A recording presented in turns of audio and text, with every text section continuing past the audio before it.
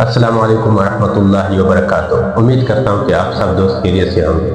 ناظرین کرام، جیسا کہ آپ سب کو پتہ ہے کہ اس وقت ملحدینوں کی طرف سے اور اس طرح مشرکینوں کی طرف سے ہم پر کچھ اعتراضات ہو رہی ہیں، اور اعتراضات یہ ہوتے ہیں آپ لوگ جو قربانی کرتے ہیں یہ قربانی کیوں کرتے ہیں، اس سے جانوروں کا ضیاع ہوتا ہے، اور دوسرا یہ کہ آپ لوگ اس کی جو پیسے ہوتے ہیں وہ کسی غریب اور مسکینوں کو حوالے کر دیں یا اس کی ضروریات پورا ہو جائے گی۔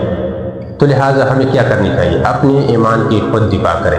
یہ ہر مسلمان پر فرض ہے کہ جتنے بھی مسلمان ہوتے ہیں جدھر بھی ہوتے ہیں، یا تو ایسی نالج جو اس کو سیکھنے کی ضرورت ہے کہ وہ خود سیکھے، یا اس کے پاس یہ نالج نہ ہو تو پھر اسی طرح ویڈیو جو بھی ہوتی ہیں جو نالج اس کے حوالے سے دیا جاتا ہے اس کو اس کے ساتھ ضرور شیئر کریں۔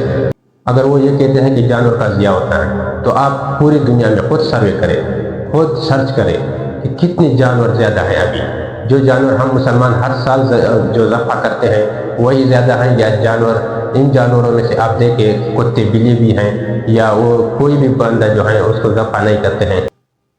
حالانکہ کتے اور بلی جو ایک حمل میں 4-5 بچے پیدا کرتے ہیں، تو اس کے باوجود بھی اس کی نسل کم ہے۔ لیکن جانوروں کی طرف دیکھا جائے، جن جانور کو حلال جانور ہوتے ہیں، ہم ہر سال جو ذبح کرتے ہیں اللہ تعالیٰ کے حکم کو پورا کرتے ہیں، اسی کی نسل آگے بھی بڑھ جا رہی ہے۔ اور انسان کی بقا کے لیے بہت سی ساری چیزیں جو ہیں اللہ تعالیٰ نے اس کو پیدا کیا ہے، اور انسان کی زندگی بہت قیمتی ہے، کیونکہ انسان اس دنیا میں اس غرض سے پیدا کیا گیا ہے تاکہ وہ اس میں رہ سکے اور اس میں اپنی پوری زندگی گزار سکے۔ اور اسی کے لیے انسان کو خوش رکھنے کے لیے اللہ تعالیٰ نے بے شمار فوائد پیدا کیے ہیں، بے شمار چیزیں پیدا کی ہیں جس سے انسان جو ہے اپنے فائدے حاصل کر سکے۔ آپ لوگوں سے پوچھتا ہوں، اگر آپ کو یہ حکم دیا جاتا تھا کہ آپ لوگ یا اپنے بیٹے کو ذبح کر دیں یا کسی جانور کو قربان کر دیں، تو آپ کس چیز کو انتخاب کرتے؟ اپنے بیٹے کو یا جانور کو ذبح کرنے کے لیے؟ لیکن ظاہر بات ہوتی ہے کہ جب ہم فوراً اس جانور کو ذبح کرتے تھے، اور اس کا جواب یہ ہے کہ ہمارے مسلمانوں میں ایک اور حکم بھی ہے جس کو زکوٰۃ ہم کہتے ہیں۔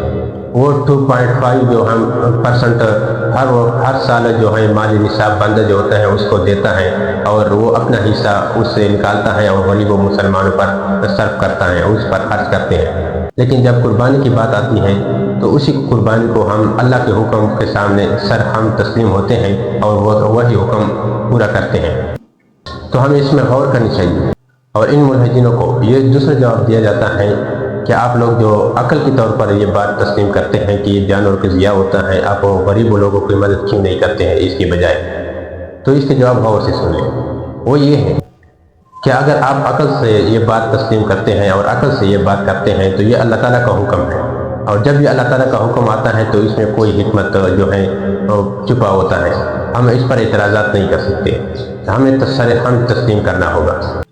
اگر اس طرح آپ عقل کی طرف سے اپنے بات بناتے ہیں تو ہم آپ سے پوچھتے ہیں کہ جو اللہ تعالیٰ نے واضح طور پر آپ کے دماغ میں، اگر آپ میں تھوڑی سی عقل ہے تو آپ خود دیکھ سکتے ہیں، لیکن آپ نے دیکھا کہ قرآن میں جب وہ قصاص کا حکم آیا اور اسی وقت آپ نے بھی اعتراضات شروع کی، وہ اعتراضات یہ تھی، پھر آپ کہتے ہیں کہ جب ایک انسان دوسرے انسان کو قتل کرتے ہیں پھر وہی مقتول تو ویسے بھی اس کی جان چلی گئی، تو پھر وہی قاتل کو کیوں قتل کرتے ہیں؟ تو یہ اس طرح انسان ختم ہو جائے۔ آپ کو یہ اعتراضات ہے، لیکن آپ اس اعتراضات پر اللہ تعالیٰ نے بہت خوب اچھا جواب دیا ہے۔ وَلَكُمْ فِيهَا حَيَاتٌ، کہ اگر آپ ایک انسان جب دوسرے انسان کو قتل کرتے ہیں اور اسی کے بدل میں اگر اس کا قصاص لیا جاتا ہے تو وہ قصاص اسی وجہ سے لیا جاتا ہے تاکہ آپ لوگوں کی جان بچ جائے، لیکن اگر آپ اس کو چھڑاتے ہیں تو وہ پھر آخر جری ہو جائے گا، دوسرے انسان کو قتل کرے، پھر دوسرے کے بعد تیسرا قتل کرے۔ تو یہ اللہ تعالیٰ کا حکمت ہے۔ تو یہاں بھی اللہ تعالیٰ کا یہ حکمت چھپا ہوا ہے۔ اس طرح ویڈیو کو ہم اپنے مسلمانوں کے ساتھ شیئر کرنی چاہیے کہ ایسے شبہات جو ہوتے ہیں، ایسے سوالات جو ہوتے ہیں، ہمیں فوراً آگاہ ہونی چاہیے، ایسی چیزوں کے بارے میں ہمیں نالج ہونی چاہیے تاکہ ہمارے ایمان پھر مضبوط رہے، ہم اپنے ایمان کی خود دفاع کر سکیں۔ شکریہ، جزاک اللہ خیر، بارک اللہ۔